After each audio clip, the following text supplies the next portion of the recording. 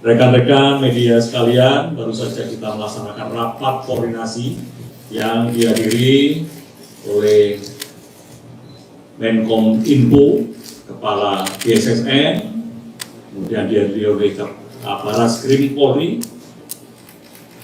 dan dihadiri juga oleh Deputi Komunikasi dan Informasi BIN, Kabais, Kapuspen, masuk Asintel Panglima TNI hadir, dengan pokok bahasan adalah menjaga komunikasi dan informasi pasca pemilu 2024. Sebagaimana yang sudah saya sampaikan seminggu yang lalu bahwa saat ini kondisinya adalah situasinya adalah kondusif dan aman. Oleh sebab itu kita akan terus menjaga situasi ini, situasi kondusif dan aman ini sampai dengan berakhirnya pentahapan pemilu 2024. Kami tadi membahas terkait dengan isu-isu yang mengemuka, khususnya adalah perbincangan di ruang publik tentang pemilu dan pasca pemungutan suara. Saya menerima laporan dari berbagai pihak dalam rapat koordinasi ini adalah langkah-langkah antisipasi dan langkah-langkah yang telah diambil. Dan langkah-langkah itu sudah dilakukan untuk apa? Agar informasi yang beredar di media massa maupun di media sosial tidak mengganggu kondisi dan kondisivitas yang ada saat ini. Dan pada kesempatan ini saya juga menghimbau kepada rekan-rekan media juga dapat ikut menyampaikan narasi-narasi yang baik dan menyejukkan tentunya. Di samping itu juga mengajak rekan-rekan media untuk bersama-sama menangkal informasi palsu atau hoax demi menjaga produktivitas yang saat ini terus kita jaga. Rekan-rekan media sekalian, selanjutnya saya akan memberikan kesempatan kepada Bapak Menkom Info untuk menyampaikan terkait dengan informasi maupun gangguan-gangguan disinformasi atau konten-konten negatif atau hoax. Kami persilakan Pak Menteri. Terima kasih Pak Menko Polhukam.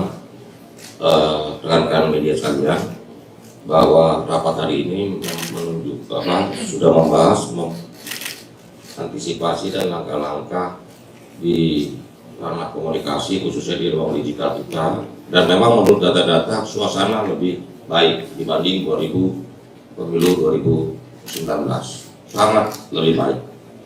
Dan hoax yang sudah kita take down hampir 1923 hoax yang sudah kita take down. Dan juga yang paling agak vital ini adalah bahwa hampir 92% kebisingan ruang digital kita ini ternyata diisi para pasar. Karena itulah terakhir saya ingin menyampaikan di bulan baik dan sebentar lagi kita akan menyelenggarakan Idul Fitri.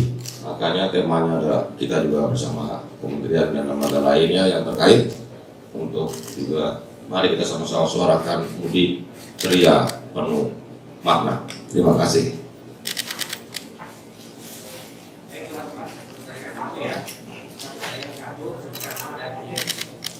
Pak, saya awalnya dari aparat mau nanya terkait datanya 1923 hoax. Itu mungkin boleh dijelaskan Pak, mayoritas itu dari platform apa, media sosial apa, dan bentuknya seperti apa. Dan tadi Pak bilang 92% kebisingan berasal dari buzzer. Ini narasi buzzernya yang seperti apa Pak? Yang mungkin dinilai provokatif dan Pak Menko. Ini. Terima kasih Mas dari antara. Ya. Belum selesai Pak, mohon izin. Satu masih lagi. lagi? Iya. Buat Pak Menko, kemarin kan hasil KPU kan menargetkan tanggal 18 itu rekapitulasi Pak ya. Namun mundur sampai sekarang proses rekapitulasi belum selesai. Nah mungkin kendala dengan sudah berkomunikasi dengan pihak KPU, kira-kira kendalanya itu apa yang dialami hingga pada akhirnya mundur dari target KPU, dan mungkin Menko ada target tersendiri Pak kalau memang di luar dari tanggal 20. Terima kasih.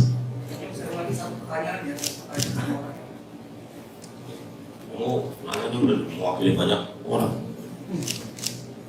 Ini landscape isu hoax terkait pemilu dari 17 Juli 2023 hingga 18 Maret 2024. Itu kan tahapan pemilu sudah mulai kan?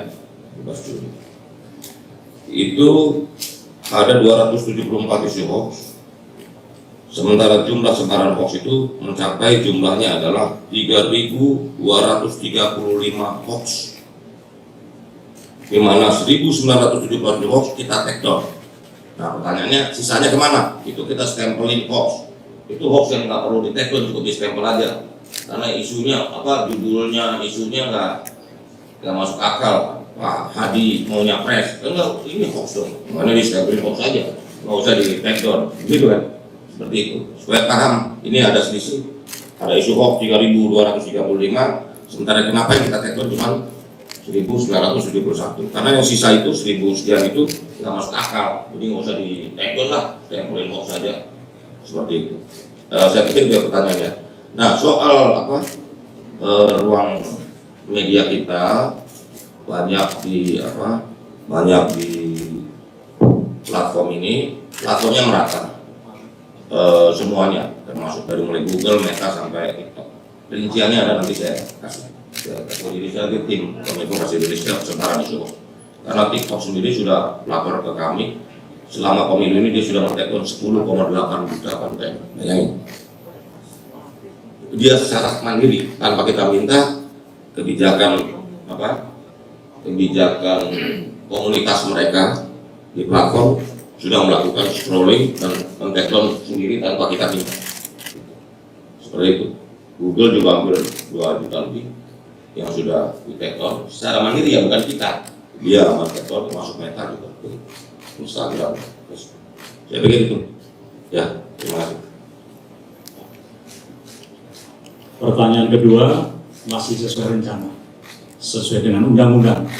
35 hari setelah pemilu kita umumkan. Jadi jatuh tanggal 20 Maret, sekarang tanggal 19 berarti besok. Ya, jadi sesuai dengan rencana. Saya lihat rekan-rekan media ini kok nggak ada senyum ya. Jangan tegang-tegang. Ya, ini kan pesta demokrasi. Ya, situasi juga kondusif, aman. Rekan-rekan media juga harus senyum dan terus mengajak, membuat narasi-narasi yang tenang dan menyejukkan. Ini penting buat kita semua. Ya. Iya.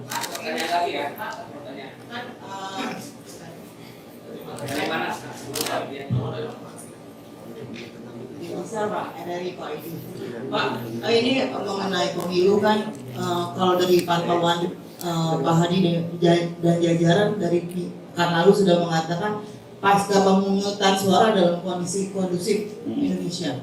Nah ini bagaimana dengan kondisi elit politiknya Pak? Kan karena juga yang bersaing di bursa pilpres sebetulnya kan juga elit politik yang berada di sebagian pemerintahan. Bagaimana komunikasinya untuk mereka melakukan konsolidasi dengan melancarkan kedamaian yang pengen kita inginkan di negara ini Pak? Itu bagaimana? Apakah sudah ada komunikasinya Pak? Dan apa juga didukung sama Menkominfo untuk para elit politiknya? Karena kan juga teman-teman Bapak tuh. Pertanyaannya bagus sekali. Secara umum sudah saya sampaikan minggu kemarin adalah relatif kondusif dan aman. Ya. Dan kita melihat bahwa bangsa kita adalah bangsa yang penuh dengan keramah tamahan, penuh dengan toleransi. Saya yakin setelah pemilu semuanya selesai. semuanya akan selesaikan kembali. Biasa pesta demokrasi, hangat-hangat itu ada. Hangat, kalau nggak hangat bukan demokrasi. Kalau nggak hangat itu pesta pernikahan. Ini pesta demokrasi, jadi itu biasa. Bentar lagi juga akan kondusif. Ya, pasti sudah saling, beliau sudah saling komunikasi. Insya Allah aman. Ya. Diberi nama Pak dari Ibu Yusuf Pak terkait silakan Pak. Ini kan kemarin di sidang KIP Komite Pusat itu kan terbuka bahwa ada kerjasama antara KPU dengan perusahaan teknologi swasta di luar negeri. Nah itu kan juga ada di satu sisi juga ada isu-isu gitu Pak yang menuding atau mencurigai gitu Pak terkait dengan independensi dari data atau keamanan dari data kita sendiri di dalam Sirekap atau dari data KPU sendiri gitu Pak. Nah kalau dari pemerintah itu sendiri Pak, sejauh itu juga ikut melakukan pengamanan atau tidak sih Pak terkait dengan data-data yang di KPU atau server KPU sendiri gitu Pak. Terima kasih Pak. Ya, untuk Sirekap sendiri saat ini juga masih berjalan, ya. Hanya grafik batang yang memang ada gangguan dan terus dilakukan perbaikan. Dan untuk pencatatan suara juga kita masih melihat bahwa Sirekap masih berjalan. Ya. Kemudian untuk pengamanan kita terus melakukan pengamanan. Ya, ada kepala BSNN juga terus melakukan pengamanan, pemantauan juga dari BIN, juga serta Pak. Semuanya sesuai dengan ini, dengan rencana dan semuanya masih berjalan dengan baik.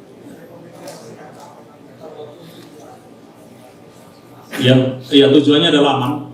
Tadi sudah dibahas di dalam juga, masukan dari BIN, masukan dari BSSN, kemudian dari Pareskrim, dari Kominfo, semua menyampaikan. Ya. Terakhir Pak, satu pertanyaan Pak. Satu pertanyaan Pak, saya Dian dari Harian Kompas Pak. Nah, kamu itu nanya sambil sebut Iya Pak, satu pertanyaan aja Pak. Ini kan masih ada 4 provinsi yang sedang direkap gitu, dan dari KPU sendiri kan menargetkan nanti selesai sebelum sahur kemudian diumumkan dan ditetapkan gitu Pak. Nah ini kan kalau waktunya itu sahur kan nggak semua masyarakat Indonesia itu sahur ya Pak ya. Kalau dari pemerintah ada masukan nggak sih Pak ke KPU lebih tepatnya diumumkan langsung atau menunggu besok gitu supaya semua masyarakat Indonesia bisa menyaksikan gitu. Terima kasih Pak. KPU terus berupaya untuk tepat waktu tanggal 20 ya, dan tentunya upaya-upaya untuk menghadapi kendala-kendala itu KPU sudah memiliki cara. Kita doakan saja semuanya lancar. Tanggal 20 tepat waktu diumumkan hasil pemungutan suara pemilu 2024. Demikian, terima kasih.